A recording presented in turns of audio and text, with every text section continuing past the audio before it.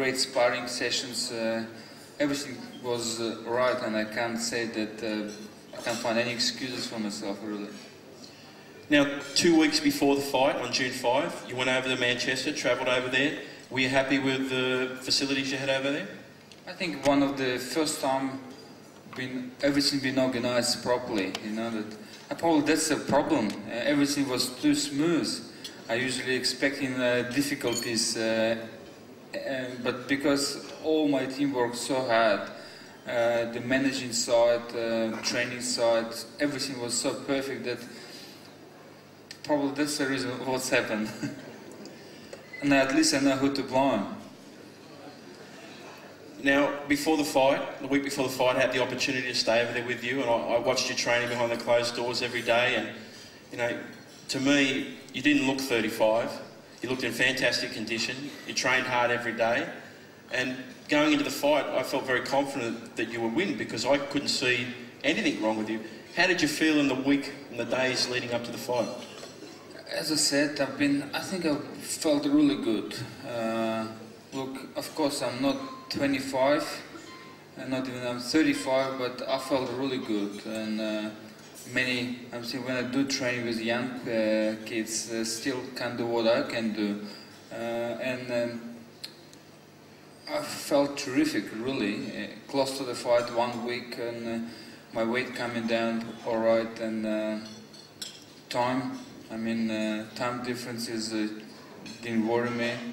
Everything was, again, very smooth, lots of lamp outside, beautiful. The weigh-in, day before the fight, the English press made a huge issue of it. You were a little bit over when you first came on the scales. You explained to me straight afterwards that normally when you go to a weigh-in in America or Australia, you have about 45 minutes to an hour before you get on the scales. But in England, they surprised you. They put you on the scales straight away. I have to explain this a bit to the people. For me, normal training session, I lose between, say, between 3 to 4 kilos. It's normal. It's easy without pushing too much pressure on myself. An hour and a half, I did make a calculation. I've done every 20 minutes I'm losing 1 kilo. I'm saying without really putting too much pressure on myself. When I come to the weigh-in, I've been 60 gram overweight. 60 gram. It's ridiculous. Honestly, I'm just thinking this. What I need to do, I just need to take underpants and I'll be there. And actually, that's what I did. I went for outside, tried to play a bit psychological game to the people, and I think I did in some way because everyone waiting for me for 40 minutes, and I've been just sitting in the room. We've been there, did a little bit of stretching, and come up to the weigh-in, come to the scales, come upstairs. I think, you can't lose even 60 gram in 40 minutes because I'm doing nothing. I said, okay, time to take the pants down, put them down, and I'm gonna wait. And this was the... So you weren't worried at all? Weight wasn't an issue? Look, day of the fight, I was in the morning after training session. I've been, my weight 63.5 kilogram, spot on, 140 pound. Day of the fight, day in the morning after weight training, the morning training session, I've been 62.5. Knowing that after training, of course, and I had 1 kilo and 300 grams to eat, and I knew that after 300 grams I will lose probably in 4 hours. Knowing that the weigh-in says 3 o'clock, by the time I come there, another 3.5. I just make a perfect calculation, but unfortunately when it came to the weigh-in, you've seen it. When it comes from the car, they said, okay, weigh-in in 5 minutes. I said, come on guys, give me more time. No, 5 minutes. Okay. That's why I've been 60 gram overweight. The night of the fight, which became an early morning, because of American television, the fight was at 2 AM local time in Manchester. It was a tough fight. Ricky Hatton was a very good fighter that night. Was there a point during the fight when you realised this fight is going to be tougher than you expected? I think yes. I think when I get hit low blow, I felt that it's not really a nice feeling. That's the 9th round. Ricky Hatton threw an intentional low blow. Look, it isn't. I think it was intentional, but I can't blame him really too much for this. It's a fight. Everyone got the emotions, and look, he did what he did. I mean, whatever. I can't say it was his game plan. It just happened. Honestly, guys, I haven't seen the fight yet.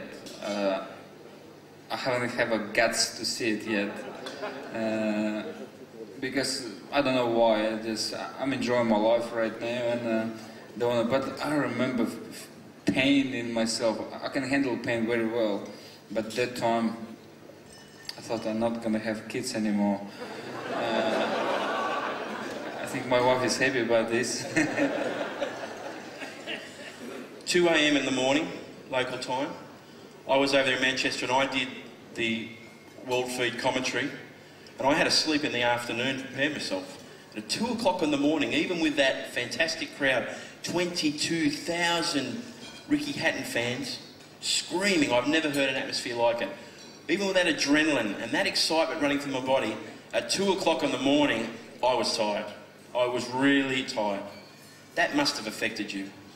Look, of course, looking back now, I expected that my adrenaline gonna be in my blood as well. But you know me for many years as well. During the preparation, during the fight, I'm a very cool person. I really expected that my excitement would push my adrenaline higher, but unfortunately it didn't. Of course I've been tired, but looking back now, I'm saying it's not an excuse. It's not an excuse that you can blame anyone now after the fight is over. I mean, it's going to be only excuses. That's how I see it. After the fight, you congratulated Ricky Hatton, and the way you conducted yourself, and a lot of people have said to me, the respect, it's even greater now for Kostya Tszyu, the way he handled defeat. Is that you trying to set example for your family? I always talk about you wanted to set the right example, or is that just Kostya being Kostya Tszyu? I mean, first of all, I never played any role. I am who I am, and people like me or don't like me because who I am. Because of this, I'm trying to be example for my kids first of all, because this is my family is most important things in my life.